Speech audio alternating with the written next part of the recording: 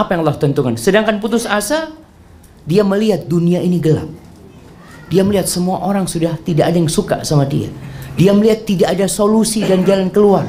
Lalu dia lompat dari tower. Itu putus asa. Kalau ridho nggak mungkin. Ana sudah ridho sama Allah, lompat. Nggak mungkin lah. Barakallahu fikum. Taib, silahkan. Waalaikumsalam warahmatullahi wabarakatuh. Saya ingin tanya mengenai dengan konsep tawakal. Bahawa sekarang ni banyak ansuran-ansuran atau insurans, terutama sekali insurans nyawa. Masya Allah.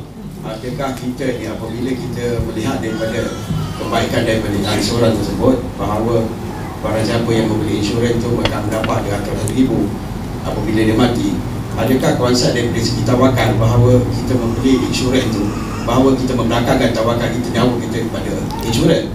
Jadi dari segi hukum, apakah kita membeli insurans dengan berniat bahawa nyawa kita apabila kita meninggal, bahawa insurans akan membayar segala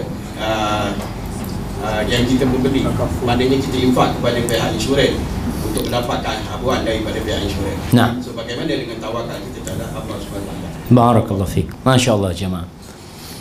Ya, berkaitan dengan insuran. Insuran ini jaminan sebenarnya jemaah. Artinya ada insuran nyawa, ada insuran kesehatan, ada insuran pendidikan, ada banyak macam insuran. Dalam kehidupan dunia ini kita diperintahkan bertawakal kepada Allah plus berusaha. Jadi semua usaha yang halal kita jalankan. Kalau tadi insuran itu halal secara hukum agama, tidak ada riba di sana, silahkan, tidak ada masalah. Dan itu tidak bertentangan dengan tawakal. Karena tawakal itu amalan hati. Seperti orang tua di rumah menabung duit. Dia setiap bulan dapat gaji, 20% dia tabung untuk masa depan anaknya. Itu sama saja. Tapi yang terjadi dengan insuran ini kan kebanyakan riba. Riba. Dan yang memotivasi sebagian orang untuk itu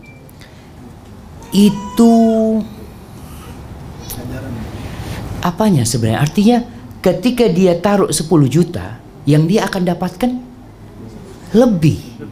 Tapi kalau dia tabung di rumah 10 juta, ya tetap 10 juta gitu. Maka sebenarnya kalau kita bicara insurans, selama itu halal, termasuk yang usaha yang diperintahkan oleh Rasulullah SAW, beliau mengatakan ihris ala ma yanfa'uk, bersemangatlah untuk meraih segala sesuatu yang bermanfaat buat engkau.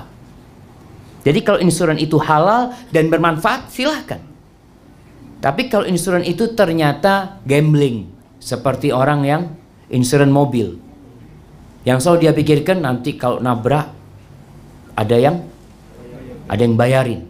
Nabrak sedikit, mungkin dia baru insurans masuk 10.000, tapi biaya untuk itu 20.000, dia akan dapat keuntungan 10.000. Kalau yang memotivasi dia itu, maka itu riba jadinya. Maka tidak boleh. Anda sampaikan, ketika tidak ada insuran yang syar'i, yang sesuai dengan syariat, kita tabung. Dan selain itu, kita akan bicara sodakoh nantinya. Kita insuran nyawa, kita bantu nyawa orang-orang miskin, orang-orang yang sakit, orang-orang yang punya hutang. Kisah bagaimana Nabi Musa dan Nabi Khadir yang dikirim sama Allah untuk memperbaiki bangunan rumah. Anak yatim yang ada di kota, bapaknya sudah tidak ada, sudah mati. Allah kirim Nabi Musa dan Khadir untuk renovasi rumahnya. Kenapa? Wa kana abuhuma sholiha. Bapaknya dua anak ini orang soleh. Siapa yang kasih insuran? Allah. Allah kasih, Allah kirim. Maka di sini jamaah, sebab-sebab yang syar'i ini itu menyebabkan hidup kita berkah. Umar bin Abdul Aziz ketika dia hendak meninggal dunia, datang menteri-menterinya mengatakan, "Ausi ya Amirul Mukminin, engkau sekarang masih jadi Amirul Mukminin. Engkau wasiat anakmu kasih ini, kasih itu." Kata Umar bin Abdul Aziz, Inna waliyallahu alladhi nazzala al-kitab wa huwa yatawalla salihin. Kata Umar bin Abdul Aziz, sesungguhnya pelindungku itu Allah yang menurunkan Alkitab, dan Allah yang bakal melindungi orang-orang yang soleh. Kalau anak-anak orang yang soleh, Allah yang akan lindungin mereka. Dan terbukti jemaah, Umar bin Abdul Aziz ketika meninggal dunia, warisan yang dia tinggalkan kira-kira hanya 18 dirham. 11 dirham, 7 dirham untuk biaya pemakaman, penguburan dia. Sisanya dibagikan kepada anak-anaknya.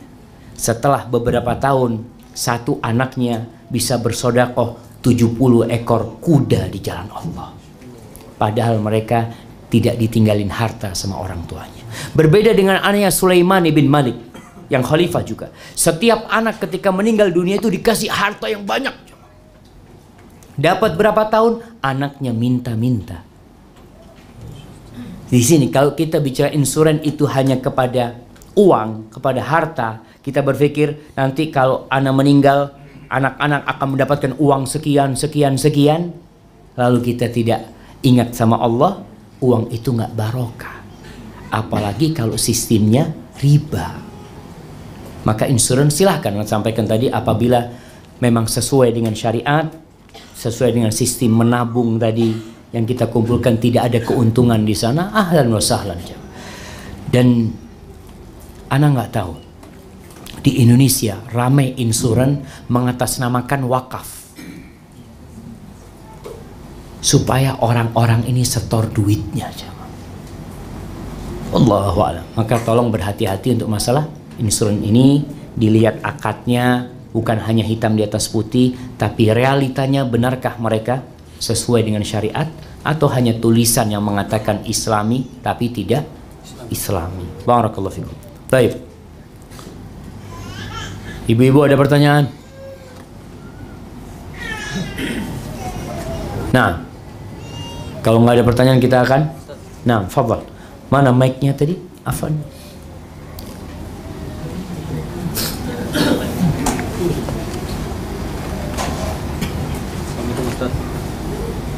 Mau tanya nih. Hidupin dulu. Assalamualaikum Ustaz.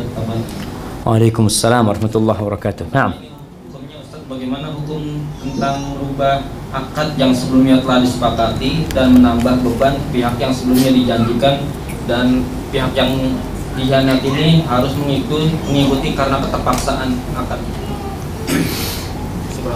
akad apa ini? Sebelumnya kita dijanjikan masalah seperti akad, cuma tidak tertulis gitu. Dan setelah sampai, karena Mungkin bisa kasih contoh akad apa? Umpamanya mobil atau apa contohnya? sebelumnya kita dari Indonesia dijanjikan dengan tanpa biaya gitu. Nah, Oh, nah, akad kerja, akad kerja. Nah, ini banyak pengkhianatan. Ana 15 tahun di Arab Saudi, di Madinah, itu sering mendapati kasus tenaga-tenaga kerja asing yang sampai di Saudi dikasih akad yang baru. Jadi akad yang lama itu padahal tertulis. Jadi akad yang lama itu dia apa? Akan dapat gaji sekian, sekian, kemudian akan dapat fasilitas ini itu. Setelah sampai di Madinah lain. Dan ini pengkhianatan. Artinya mereka dosa. Kita ya terpaksa untuk tanda tangan. Dan ingat, kezaliman ini tidak akan dilupakan sama Allah. Adzulmu dzulumat yaumal qiyamah. Dan kezaliman ini salah satu yang menyebabkan orang hidupnya tidak berkah. Tugas kita apa? Nerima. Udah takdir. Mau diapain Ustaz? Terus mau diapain menurut antum? saya cuma tanya masalah hukumnya aja. Ya hukumnya tetap itu kezaliman. Itu kezaliman. Artinya perubahan akad itu terkadang memang terpaksa dirubah karena kondisi. Itu ridho biridho. Artinya umpamanya ketika akadnya itu gajinya umpamanya 2.000 ringgit. Kemudian sampai di sini disampaikan ini perusahaannya kolaps sekarang. Tidak mampu untuk menggaji segitu. Kita hanya bisa gaji 1.000. Ditawarkan Antum mau nggak? Ketika mau, jadi tidak zalim lagi, karena memang kondisi yang banyak terjadi itu kebohongan. Jadi memang orang ini supaya mau kerja ke sini berangkat, sampai ada seorang dokter, ya Allah, dokter dari Indonesia berangkat ke Madinah. Akadnya itu menggiurkan sekali, jemaah. Masya Allah, rumah, kemudian gaji sekian, sampai di sana nggak ada semuanya. Dia udah datang sama istri dan anak-anak. Apa kata dia? Ya udah Ustaz, anakan yang penting tinggal di Madinah, melihat kepada hikmahnya. Dan bisa jadi itu terjadi karena dosa-dosa kita dan menjadi penghapusan dosa kita. Ada seorang alim ulama, Masya Allah, suatu hari ada tamu mengunjungi rumah dia. Lagi ngobrol, istrinya alim ulama ini kasar kalau berbicara. Lalu ditanya sama tamunya ini, kenapa kamu tidak ceraikan istrimu? Kan masih banyak perempuan lainnya.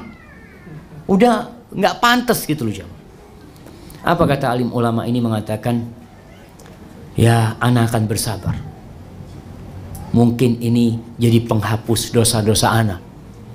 Dan ana takut kalau berganti istri nanti dapat yang lebih parah dari ini. Jadi sudahlah, yang ini bismillah. Karena nggak ada jaminan akan dapat lebih bagus, kata dia. Ya sudah, ana akan sabar, mudah-mudahan dosaku diampuni, kata dia. Jadi melihat kepada hikmahnya, insya Allah. Baik, udah selesai bapak-bapak, ibu-ibu. Ya, mic-nya kirim ke belakang. Assalamualaikum Ustaz. Waalaikumsalam warahmatullahi wabarakatuh. Bercakap tentang tawakal tadi, boleh ke macam saya berniat bersedekah atas niat tawakal? Maksud saya, apalah duit saya habis, saya tak perlu simpan lah, saya bersedekah sebab itu masih tawakal lah maksudnya. Boleh macam tu? Nah, barakallahu fiik.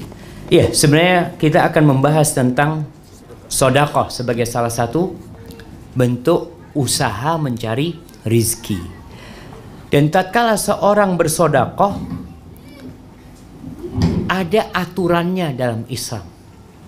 Tidak boleh berlebih-lebihan dan tidak boleh terlalu sedikit.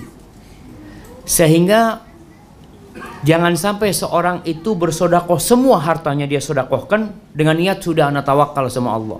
Keesokan harinya dia mengatakan, ya Allah, andai kata cuma setengahnya, kan masih ada yang bisa dibuat makan. Nggak boleh. Maka Allah ketika menyebutkan ibadur rahman, Allah mengatakan, walladzina idza anfaqu lam yusrifu wa lam yaqturu wa kana baina dzalika qawama. Tuh hamba-hamba Allah yang benar itu kalau berinfak tidak berlebih-lebihan dan juga tidak pelit.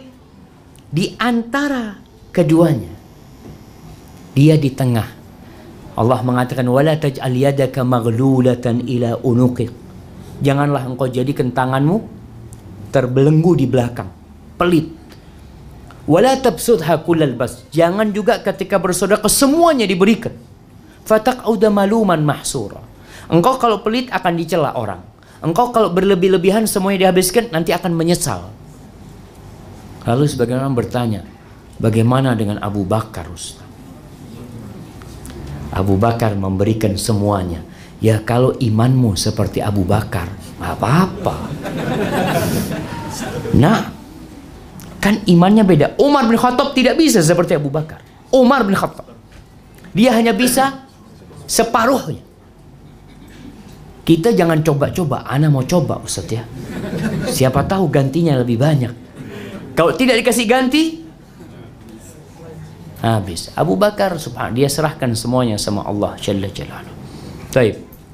Yang selanjutnya nanti pembahasan sedekah akan lebih dalam lagi insyaallah. Baik, silahkan. Ya Ustaz, saya bertanya mewakili sahabat saya. Masya Allah, ada perwakilan ini jemaah. Hamba Allah ni sahabat saya, dia isteri ketiga dari 4 orang isteri-isteri. Masya Allah jemaah. Jadi permasalahannya di sini, hamba Allah ni dia mengalami satu dimensi yang tak menentu lah. Dia dapati yang suaminya ini, Syekh ini, macam sudah kurang senang lah dengan apa yang berlaku dalam rumah tangganya. Jadi adakah wajar bagi hamba Allah ni, sahabat saya, untuk dia meminta urusannya diselesaikan, maknanya minta talak ke, ataupun macam mana yang boleh jadi solusi jalan keluar untuk permasalahan beliau? Subhanallah jamaah. Nah,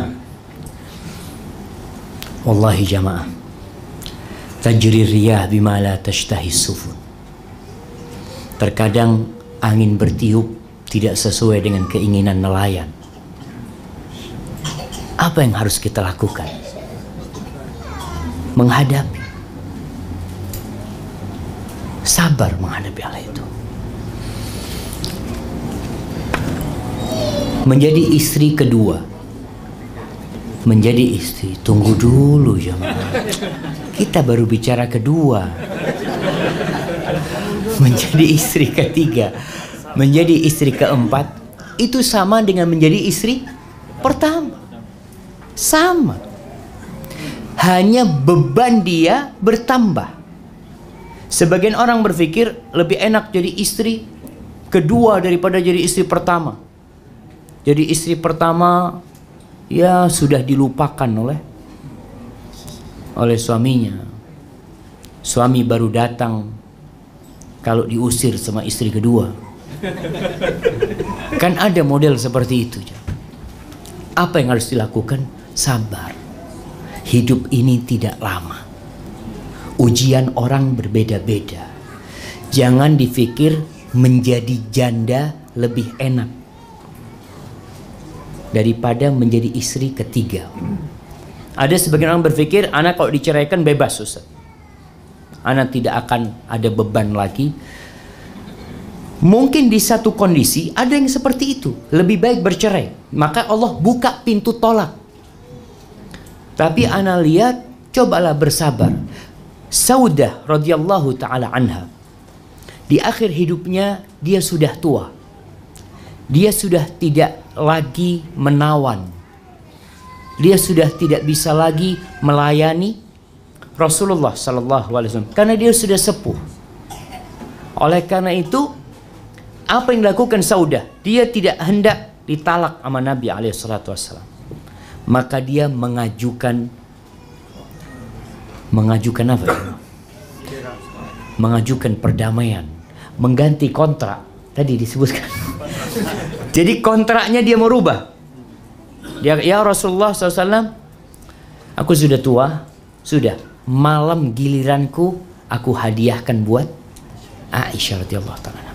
Tapi status dia tetap sebagai istri, tidak menjadi janda. Maka kadangkala perempuan istri ketiga ini coba dia melihat apakah mungkin diadakan perdamaian.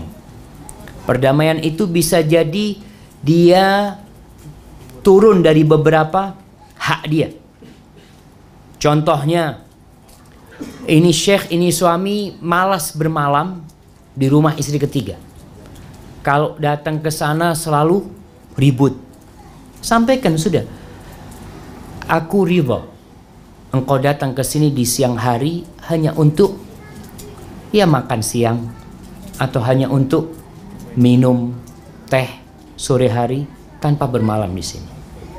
Kalau memang itu yang lebih maslahat, jangan sampai berpikir ya anak sudah mau cerai. Status perempuan ketika menjadi janda terkadang nggak nyaman.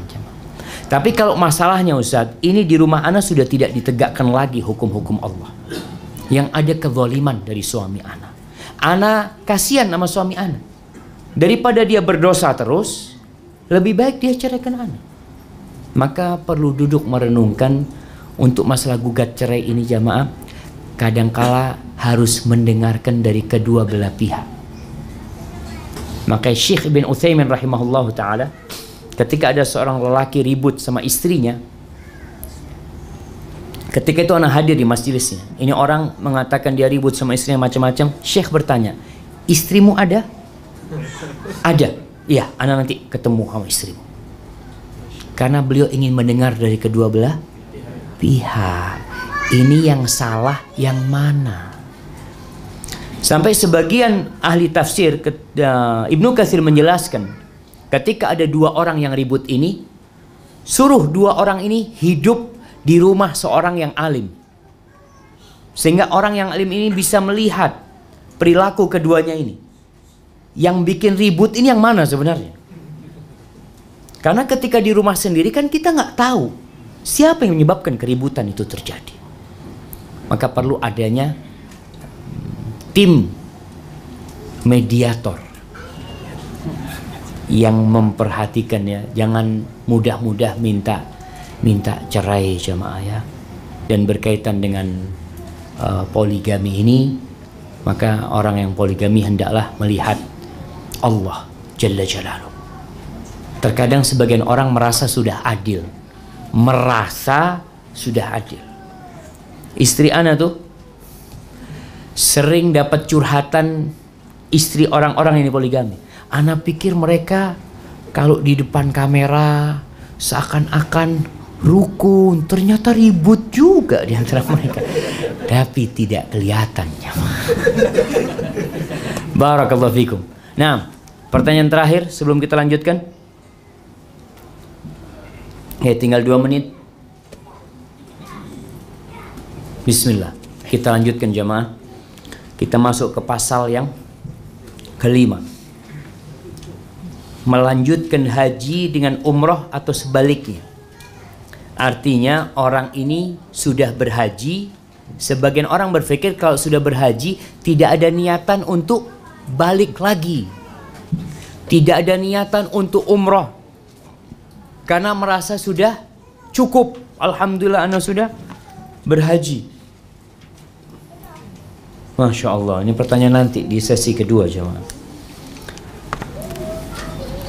Haji ini mengeluarkan duit. Haji ini memerlukan biaya yang besar. Tapi ternyata haji dan umroh ini membuka pintu rezeki. Sehingga seorang muslim jangan bosan berangkat haji. Ana sudah pernah haji Ustaz. Kapan? 20 tahun yang lalu. Umroh? Nggak pernah. Berangkat umroh. Ana takut kalau umroh Ustaz nanti membuat ramai Masjidil Haram Ustaz. Jadi ana Allahu Akbar jamaah. Insya Allah masjid itu cukup. Asalkan kita jaga adab dan etika di sana. Berangkat. Rasul sallallahu alaihi wasallam bersabda di sini kita lihat, tabi'u bainal haji wal umrah. Lanjutkan haji dengan umrah. Fa innahuma yanfiyanil faqra wadh-dhunub. Karena sesungguhnya haji dan umrah itu menghilangkan kefakiran dan dosa. Jadi bukan hanya menghapuskan dosa. Orang berangkat haji, pulang kan haji mabrur itu akan seperti bayi yang baru lahir. Itu dalam urusan dosa. Dalam urusan rizki Allah jamin. Ini Allah akan berikan kepada dia yanfiyanil faqr wadh-dhunub kama yanfil kir khabathal hadid wadh-dhahab wal fiddah. Sebagaimana api, kir itu sebenarnya bukan api cuma. Masih pernah melihat pandai besi yang kuno. Kalau di Indonesia pandai besi dulu itu menggunakan bambu, 2 bambu dia untuk meniup apinya. Kir itu alat untuk meniup apinya itu. Sehingga api itu terbakar dan besi itu bisa melebur ya, kemudian karatnya bisa menghilang seperti itu. Walaysa lil haji wal mabrura thawabun illal jannah. Dan tidak ada balasan yang pantas untuk orang yang berhaji yang mabrur kecuali surga. Berkaitan dengan ini ana pernah ketika masa kuliah di Madinah dulu. Ana jadi koresponden, reporter radio. Ana selalu bertanya kepada jemaah haji, jemaah umrah. Suatu hari ana melihat ada orang yang sudah sepuh. Ana datangi dia, ana tanya sama dia, "Bapak sudah berapa kali berhaji?" Kata dia, "Alhamdulillah Pak Ustadz, ini yang ketiga." Masya Allah. Semuanya haji plus. Haji itu ada dua di Indonesia. Ada reguler yang biasa, ada yang bayarnya mahal, yang hotelnya bagus, yang waktunya semakin cepat dia. Ana bertanya, "Gimana Bapak bisa berhaji berulang kali?" Dia bercerita, "Ustadz, ketika ana haji yang pertama kali, ana bicara sama istri ana, nanti kalau kita pulang, kita punya rezeki, kita nggak usah daftar haji lah, kita bangun masjid." Kata dia. Akhirnya ana pulang, dapat rezeki, ana bangun masjid. Selesai masjid itu jadi, Allah kasih rezeki lagi, Ustaz. Ana berangkat haji lagi. Ketika berangkat haji yang kedua itu, ana bilang sama istri, nanti kalau pulang udah nggak usah niat haji lagi lah. Kalau punya rezeki, kita aspal jalan di kampung dia, kita aspal, orang kampung nih, kita aspal jalan itulah. Kesian masyarakat. Ana pulang haji di kampung ana aspal semua jalannya, Allah kasih rezeki lagi, Ustaz. Ana berangkat lagi yang ketiga. Lalu kenapa ketika orang umroh mikir biaya besar? Padahal ini sedang cari rizki. Jadi antum kalau berangkat umroh, keluar duit berapa? Berapa ringgit kalau dari Malaysia? 6.000 ringgit. Ini sejatinya sedang investasi. Investasi, antum taruh 6.000, berangkat umroh, diganti berapa sama Allah? Allah kalau kasih nggak terhitung. Maka berangkat haji dan umroh. Ketika rizkinya sempit, urusan haji di jemaah. Ingat selalu bahwasanya punya kereta itu tidak wajib. Punya rumah itu tidak wajib. Tapi haji itu wajib. Dan jangan menanti tua mau berhaji. Jemaah haji Indonesia itu 70% disebutkan itu sudah sepuh dan berpenyakitan. Entah kenapa. Apakah karena memang mereka baru mampu setelah tua, atau memang menunda-nunda? Karena ada orang yang mampu, dia pikir ana mau beli rumah dulu, ana mau beli kereta dulu, ana mau nikah dulu. Setelah menikah punya anak, nanti insya Allah saat anaknya 2 tahun ana berangkat haji. Anak 2 tahun lahir yang satunya lagi. Nanti lagi setelah 2 tahun sampai puluhan tahun terkadang nggak berangkat haji kecuali ketika umur 50 tahun. Umur 60 tahun. Ingat, ibadah haji ini ibadah fisik, harta dan hati. Ada orang yang memiliki harta tapi fisiknya lemah. Nggak wajib buat dia berangkat haji. Tapi ketika antum sehat, punya harta, wajib berangkat. Sebagian orang berpikir, Ustadz belum ada panggilan. Nabi Ibrahim udah panggil dari dulu. Wa adzin fin nasi bil hajj. Tapi antum nggak mau dengerin panggilan Allah.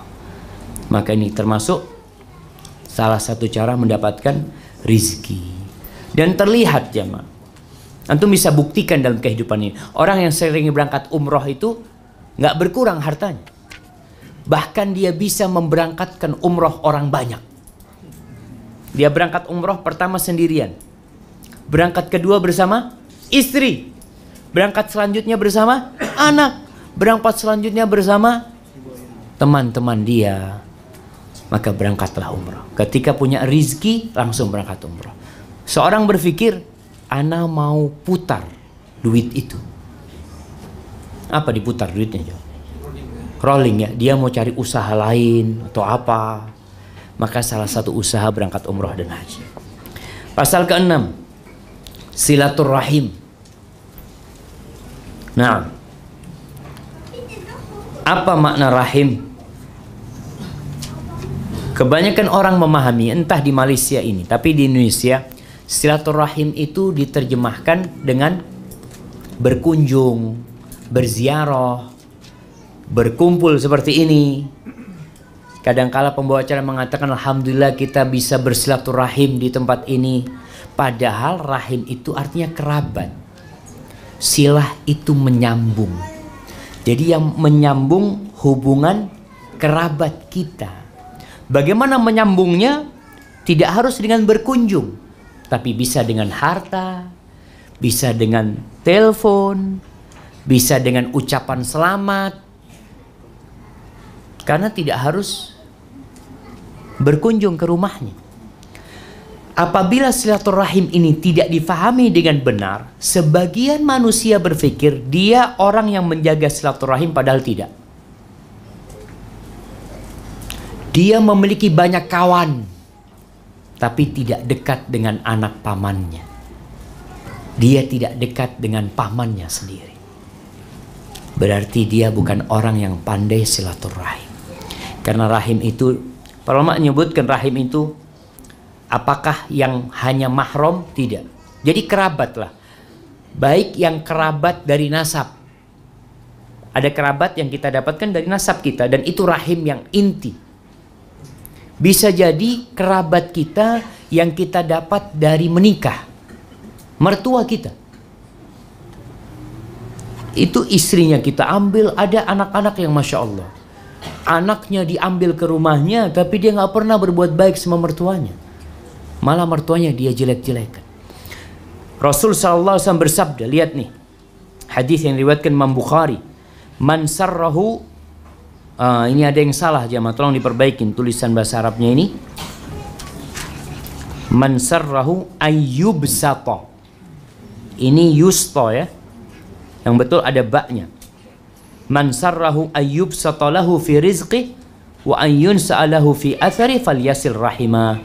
Kata Nabi SAW, barang siapa yang ingin rizkinya diluaskan, umurnya dipanjangkan, maka hendaklah dia menyambung rahimnya, khususnya sama orang tua. Dan buat para istri, surganya seorang anak adalah orang tuanya, ayah ibundanya, baik itu lelaki atau perempuan.